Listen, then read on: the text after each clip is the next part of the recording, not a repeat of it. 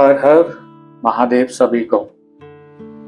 आज हम विद्वेश्वर संहिता के क्रम में आगे बढ़ते हुए अध्याय 5 और 6 इसका हम महत्व समझेंगे, जिसका शीर्षक है भगवान शिव के लिंग एवं साकार विग्रह की पूजा के रहस्य तथा महत्व का वर्णन। मतलब कि जो भगवान शिव का साकार और निराकार जो रूप है, उसका अगर हम पूजा करते हैं तो उसके क्या रहस्य हैं और क्या महत्व है। तो चलिए स्टार्ट करते हैं भगवान गणेश का नाम लेकर। वक्रतुंड महाकाय सूर्यकोटि समप्रभा निर्विघ्न कुरु मे देव सर्वकारेषु सर्वदा।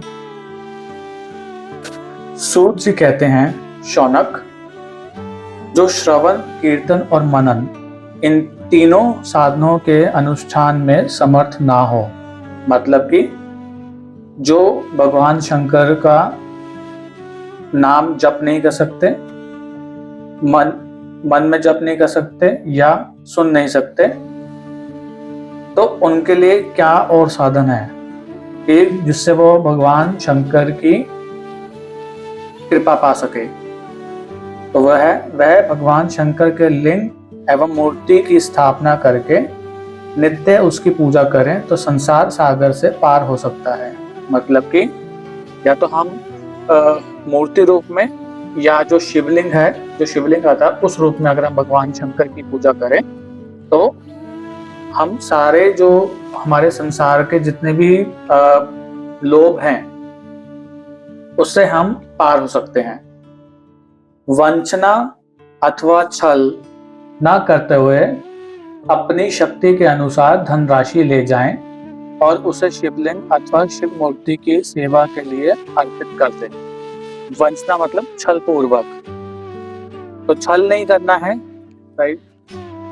आपकी जितनी भी शक्ति है, जितनी भी पॉकेट अलाउ करती है, उतना आप धनराशि ले जाएं और अगर आप शिवलिंग की पूजा कर रहे हैं तो शिवलिंग पर अर्पित कर दें, मतलब सेवा के लिए अर्पित कर दें, या फिर अगर मूर्ति की पूजा कर रहे हैं तो मूर्ति की सेवा के लिए अर्पित कर दें। साथ ही निरंतर उस लिंग एवं मूर्ति की पूजा भी करें। उसके लिए भक्ति भाव से मंडप, गोपुर, तीर्थ, मठ एवं क्षेत्र की स्थापना करें तथा उत्सव रचाएं। तो गोपुर का मतलब है बड़ा और मुख्य द्वार, और मठ का मतलब है जहां पर साधु सन्यासी रहते हैं। वस्त्र, गंध, पुष्प, धूप, दीप तथा पुआ और शाक आदि व्यंजनों से युक्त भांति भांति के भक्ष्य भोजन अन्य नैवेद्य के रूप में समर्पित करें। नैवेद्य मतलब कि प्रसाद के रूप में समर्पित करें। छत्र, ध्वजा, व्यंजन, चामर तथा अन्य अंगों सहित राजोपचार की भांति सब सामान भगवान शिव के लिंग एवं मूर्ति को चढ़ाएं। तो यहाँ पर चामर का मतलब है मतलब कि या तो जंगली गाय या उससे मतलब कि चमड़े की बनी हुई वस्तु है। अंगों सहित मतलब बॉडी पार्ट। राजोपचार, राजाओं के समान उपचार।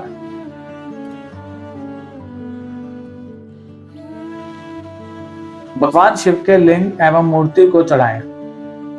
प्रदक्षिणा, नमस्कार तथा यथाशक्ति जप करें। प्रदक्षिणा मतलब परिक्रमा करें। आपको शिवलिंग की या मूर्ति की परिक्रमा करें, नमस्कार करें, यथाशक्ति जप करें। जितनी शक्ति हो उतना जप करें। आवाहन से लेकर विसर्जन तक सारा कार्य प्रतिदिन भक्ति भाव से संपन्न करें। आवाहन मतलब कि उनको लाने से लेकर और विसर्जन करने तक प्रतिदिन भक्ति भाव से संपन्न अपना जो सारा कार्य है वो संपन्न करें। इस प्रकार शिवलिंग अथवा शिव मूर्ति में भगवान शंकर की पूजा करने वाला पुरुष श्रवणादि साधनों का अनुष्ठान ना करे तो भी भगवान शिव की प्रसन्नता से सिद्धि प्राप्त कर लेता है। पहले के बहुत से महात्मा पुरुष लिंग तथा शिव मूर्ति की पूजा करने मात्र से भव बंधन से मुक्त हो चुके हैं। ऋषियों ने पूछा, मूर्ति में ही सर्वत्र देवताओं की पूजा होती है, लिंग में नहीं, परंतु भगवान शिव की पूजा सब जगह मूर्ति में और लिंग में भी क्यों की जाती है? सूत जी ने कहा, मुनीश्वरों, हमारा ये प्रश्न तो बड़ा ही पवित्र और अत्यंत अद्भुत है। इस विषय में महादेव जी की वक्ता हो सकते हैं, दूसरा कोई पुरुष कभी और कहीं भी इसका प्रतिपादन नहीं कर सकता। तो प्रतिपादन का मतलब है अच्छी तरह नहीं समझ सकता।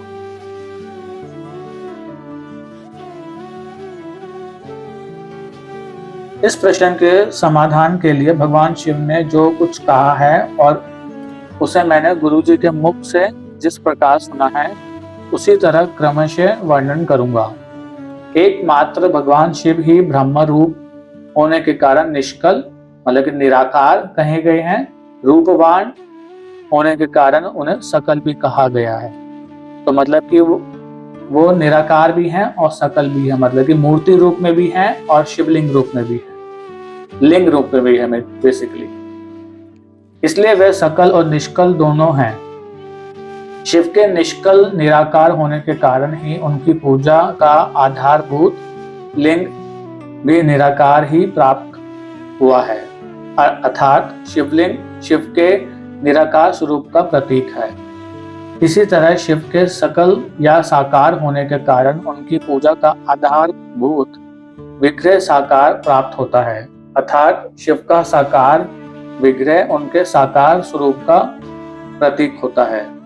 मतलब कि अगर हम शिव जी की पूजा मूर्ति रूप में कर रहे हैं तो हम साक्षात उन्हीं की ही पूजा कर रहे हैं, इसका मतलब ये है। सकल और अकल समस्त अंग आकार सहित साकार और अंग आकार से सर्वथा रहित निराकार रूप होने से ही वह ब्रह्मा शब्द से कहे जाने वाले परमात्मा है। तो मतलब कि उनका एक सकल रूप और अकल रूप ये दोनों हैं, इसलिए जो है उनको हम ब्रह्मा शब्द से जो कहे जाने वाले परमात्मा है उनसे वो कह के हम पुकारते हैं कि परमात्मा, शिव ही परमात्मा है। यही कारण है कि सब लोग लिंग और मूर्ति दोनों में ही सदा भगवान शिव की पूजा करते हैं। शिव से भिन्न जो दूसरे देवता हैं वह साक्षात ब्रह्मा नहीं है, इसलिए कहीं भी उनके लिए निराकार लिंग नहीं उपलब्ध होता। पूर्व काल में बुद्धिमान ब्रह्मपुत्र संत कुमार मुनि ने मंदराचल पर नंदिकेश्वर से इसी प्रकार का प्रश्न किया था। संत कुमार बोले, भगवान शिव से भिन्न जो देवता हैं उन सबकी पूजा के लिए सर्वत्र प्राय वेर मतलब कि मूर्ति मात्र ही है, अधिक संख्या में देखा और सुना जाता है। केवल भगवान शिव की ही पूजा में लिंग और वेर मतलब मूर्ति दोनों का उपयोग देखने में आता है।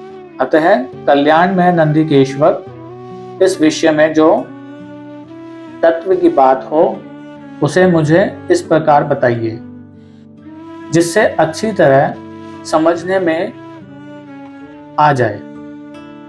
नंदिकेश्वर ने कहा, निष्पाप ब्रह्म कुमार, आपके इस प्रश्न का हम जैसे लोगों के द्वारा कोई उत्तर नहीं दिया जा सकता, क्योंकि यह गोपनीय विषय है और लिंग साक्षात ब्रह्मा का प्रतीक है। तथापि आप शिव भक्त हैं, इसलिए इस विषय में भगवान शिव ने जो कुछ बताया है उसे ही आपके समक्ष कहता हूँ।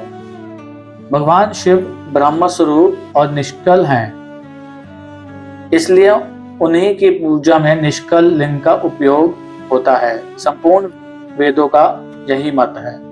संत कुमार बोले, महाभाग योगेंद्र, आपने भगवान शिव तथा दूसरे देवताओं के पूजन में लिंग और वेद के प्रचार का जो रहस्य विभाग पूर्वक बताया है वे यथार्थ है। यथार्थ मतलब जैसा होना चाहिए वो ठीक वैसे ही, रियलिज्म। इसलिए लिंग और वेद की उत्पत्ति का जो उत्तम वृतांत है, वृतांत मतलब डिस्क्रिप्शन, उसी को मैं इस समय सुनना चाहता हूँ।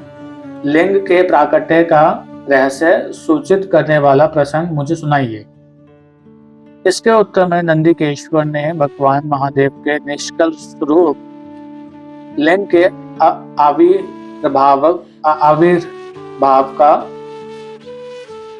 प्रसंग सुनाना आरंभ किया। आविर्भाव का मतलब होता है प्रकट, मैनिफेस्टेशन एक तरह से। उन्होंने ब्रह्मा तथा विष्णु के विवाद, देवताओं की व्याकुलता एवं चिंता, व्याकुलता मतलब पैनिक होना,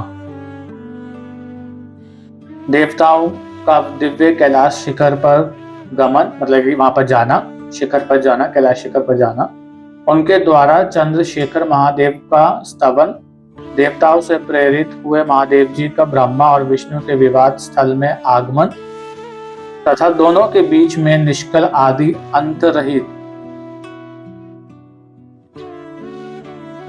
भीषण अग्निस्तंभ के रूप में उनका आविर्भाव आदि प्रसंगों की कथा कही। आविर्भाव मतलब प्रकट होने की आदि की प्रसंगों की कथा कही। तदंतर श्री ब्रह्मा और विष्णु दोनों के द्वारा उस ज्योतिर्मय स्तंभ की ऊंचाई और गहराई का था लेने की चेष्टा एवं केतकी पुष्प के शाप वरदान आदि के प्रसंग भी सुनाए। तो इस तरह हमारा अध्याय समाप्त होता है 5 और 6। कल हम आगे के अध्याय की चर्चा करेंगे और जानेंगे कि कैसे महेश्वर शिव ने ब्रह्मा और विष्णु को अपने निष्कल और सकल रूप का परिचय दिया और लिंग पूजन का क्या महत्व है। हर हर महादेव, जय शिव शंकर।